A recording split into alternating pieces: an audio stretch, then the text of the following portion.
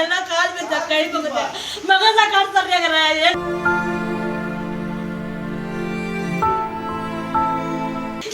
Police ಹೇಳೋದು ನೋಡ್ರಿ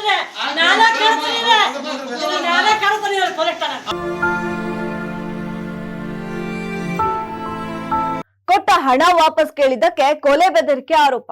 ಇದರಿಂದ ಹಣ ನೀಡಿದ ಕುಟುಂಬವೇ ಇದೀಗ ಕಂಗಾಲಾಗಿದೆ. ಶಿಗ್ಗಾವಿ ತಾಲೂಕಿನ ತಡಸ ಗ್ರಾಮದಲ್ಲಿ ಹಣಕಾಸಿನ ವ್ಯವಹಾರಕ್ಕೆ ಸಂಬಂಧಿಸಿದಂತೆ ಗಂಭೀರ ಆರೋಪ ಕೇಳಿ ಬಂದಿದೆ. ತಡಸ ಗ್ರಾಮದ ಸುಭಾಷ್ ಬಸವಂತೆಪ್ಪ ಶ್ರೀಗಳ್ಳಿ ಎಂಬ ವ್ಯಕ್ತಿ ಅದೇ ಗ್ರಾಮದ ಮಹಾವೀರ್ ಜೀನಪ್ಪ ನವಲೂರು ಅವರಿಂದ ಮನೆ ಅಡಚಣೆಗಾಗಿ 1 ವರ್ಷದ ಹಿಂದೆ 15 ಲಕ್ಷ ರೂಪಾಯಿ ಹಣವನ್ನ ಪಡೆದಿದ್ರು ಎನ್ನಲಾಗಿದೆ. ಹಣಕ್ಕೆ ಖಾತರಿಯಾಗಿ ಬಾಂಡ್ ಹಾಗೂ ಚೆಕ್ ಕೂಡ ನೀಡಿದ್ರು ಎಂದು ಮಹಾವೀರ್ ಅವರ ಕುಟುಂಬ ಆರೋಪಿಸಿದೆ. ಆದ್ರೆ ಇದೀಗ ಹಣ ವಾಪಸ್ ಕೇಳಿದಾಗ ಕೊಲೆ ಮಾಡುವುದಾಗಿ ಜೀವ ಬೆದರಿಕೆ ಹಾಕುತ್ತಿದ್ದಾರೆ ಎಂದು ಕುಟುಂಬಸ್ಥರು ಆರೋಪಿಸಿದ್ದಾರೆ. ಬೆದರಿಕೆಯಿಂದ ಆತಂಕಗೊಂಡು ಮಹಾವೀರ್ ಅವರು ಮನೆ ಬಿಟ್ಟು ಹೋಗಿದ್ದಾರೆ ಎನ್ನಲಾಗಿದ್ದು, ಕುಟುಂಬಸ್ಥರು ಇದೀಗ ಪೊಲೀಸರ ಮೊರೆ ಹೋಗಿದ್ದಾರೆ. ಇನ್ನು ಈ ಪ್ರಕರಣಕ್ಕೆ ಸಂಬಂಧಿಸಿದಂತೆ ತಡಸ ಪೊಲೀಸ್ ಠಾಣೆಗೆ ದೂರನ್ನ ನೀಡಲು 1 ವಾರದಿಂದ ಅಲೆದಾಡ್ತಾ ಇದ್ದೇವೆ. ಆದ್ರೆ ಪೊಲೀಸರು ವಿವಿಧ ಕಾರಣಗಳನ್ನ ಹೇಳಿ ದೂರು ದಾಖಲಿಸಲು ಹಿಂದೇಟು ಹಾಕ್ತಾ ಇದ್ದಾರೆ ಎಂದು ಕುಟುಂಬಸ್ಥರು ಆರೋಪಿಸಿದ್ದಾರೆ.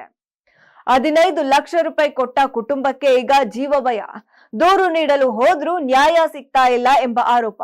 ಹಾಗಾದ್ರೆ ನಿಜಕ್ಕೂ ಏನಾಗ್ತಾ ಇದೆ? ಹಣದ ವ್ಯವಹಾರದ ಈ ವಿವಾದಕ್ಕೆ ಪೊಲೀಸರ ಕ್ರಮ ಏನು?